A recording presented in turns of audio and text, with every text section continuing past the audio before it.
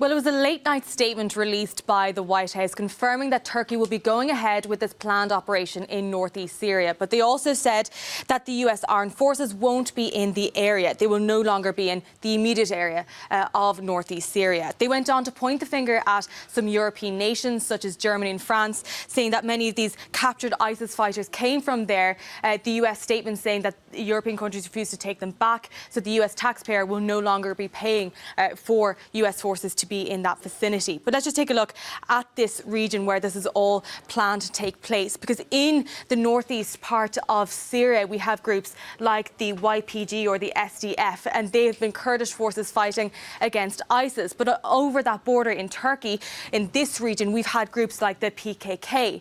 Now they are seen in the eyes of Europe, but also in the eyes of Ankara, as a terrorist organisation. And in Ankara's view, the YPG down here and the PKK are one of the same. But this new planned move by Turkey is seen by many as quite controversial. So let's just break down why it is seen like that.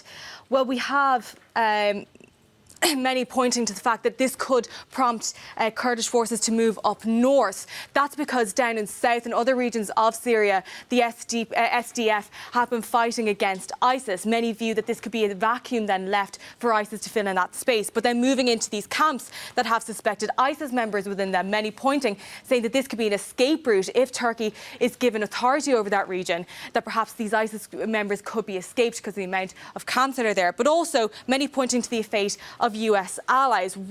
How will people view US allies? Many saying that this leaves them wide open for Turkey to move in. But let's just break this down further, looking at tweets that have been released by analysts. This particular analyst saying you'll see these fighters further south abandoning their positions to join the fight up north. This particular analyst saying he'd be amazed if ISIS doesn't take advantage of this. Others saying, pointing to these different camps, saying what's the likely upshot? Outright releases. Gareth Brown, he's a journalist here at Euronews. He was in Syria last month. Taking to Twitter, he noted that the impression that he got from many of those people in these camps was that a Turkish invasion of Kurdish-held areas was their best chance of getting out. But then we have the likes of the SPD taking to Twitter to say that while the international community is looking for a was looking for a political solution, it's the Syrian people that have been suffering. They went on to say that they've sacrificed, that many martyrs have died due to this, these fights against ISIS.